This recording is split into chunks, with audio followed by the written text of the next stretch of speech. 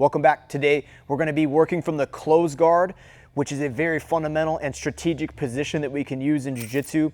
This is shown a lot of times in the very beginning of your journey of Jiu Jitsu because it can be a dominant position for the person on our back. When we first start Jiu Jitsu, we have to learn how to fight off of our back, including using our legs. We live in a very hand-dominant time where anything I need or I want, I use my hands, but in Jiu Jitsu, it is extremely important to learn and utilize your legs early on. That is gonna help you in the long term with your Jiu Jitsu. So you see we're in this closed guard position, making sure that my hips are all the way on top of my opponent's hips. I want you guys to think about this, that your hips are a belt on your opponent.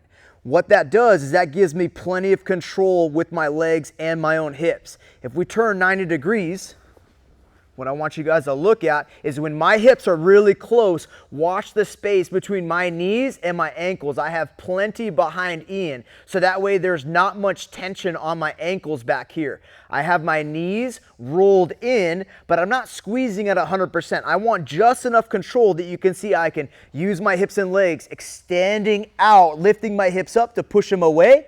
And also I have the ability to curl myself in, bringing my knees to my chest, being able to break my opponent's posture, being able to get their hands on the mat. When I start to open up my opponent, making them bring their elbows and hands away from their body, that's going to provide us with our pathways. So as we're in this position in our closed guard, it's important we see our quadrants, right? I have this vertical line and I have this horizontal line. So we're going to be playing things off of crossing arms over center lines, right? Opening things up, bringing my opponent down. Closed guard is all about utilizing your different angles, moving around your opponent, and also redirecting that individual as well. We don't want to just get in the habit of laying here flat on our back, head on the mat. Always make sure we're rounding those shoulders, picking our head up so we can be here ready to fight. I don't want too much surface area in the mat. I want my hips on top of my opponent, and I want just my lower back on the mat so that way I can be mobile down there.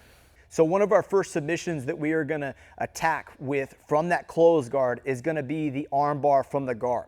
We talked about in that last video about how we want to start bringing arms across the center line. So once again, we have our quadrants, right? Ian's right arm belongs on his right side. That's the strong position for his arm. So I want to start putting that arm out of position. The first thing I want to be focused on doing is how can I get his hands away from my hips? So when they have their arms in nice and tight, he's looking at trying to frame my hips. So I always want to make sure that I'm keeping my hips nice and close to Ian. What that's going to allow me to do here is to make sure that I can break this grip. My partner's going to have a grip on the belt, and I want to strip that grip first. So you see how I have my sleeve control, making sure I go thumb in first and wrapping my four fingers inside of that sleeve. What I want to make sure that I do is I have my knuckles. I don't want that sleeve in these first knuckles. I want to get that sleeve all the way to my second knuckle, ensuring that I have good control over that arm. I should be able to roll my fist and feel my knuckles on that forearm, right? So when I go to break that grip, I'm going to take my free hand. That's my wedge to go underneath. Like I'm turning a screwdriver, that's going to be the wedge as I lift to break that grip. Now I'm using my knees to bring that forearm to me. So when I am able to set that grip, right, I'm rolling my knuckles to the forearm, my elbow is in nice and tight. I'm going to take that free arm over to that elbow, just above the elbow on that tricep. See how I'm bringing my elbows in nice and tight.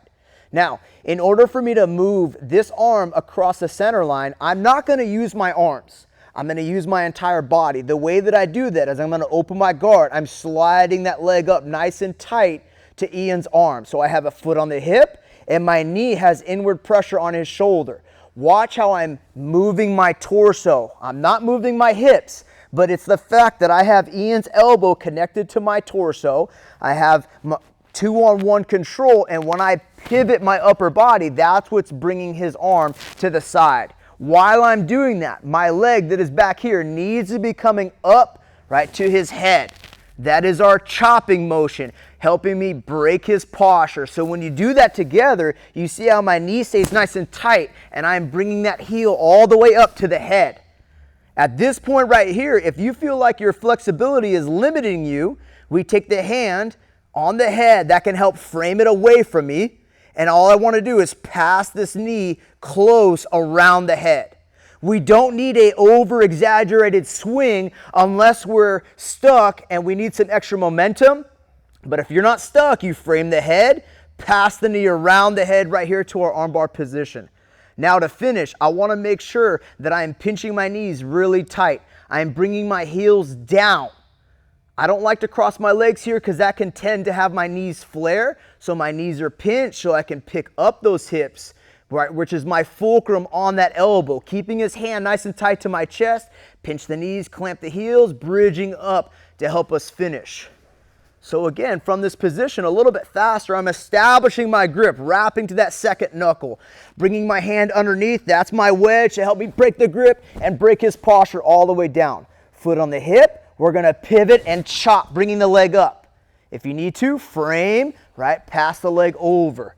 Two hands, hipping up, pulling down. Let's go and turn 90. Go this side. So I'm bringing that hand underneath, right? Stripping that grip, using my knees to pull him to my chest. Foot is on the hip. At this point, remember, we're hitting that pivot, making sure that leg is sliding up the back to help break that posture. Frame that head, swinging the leg around.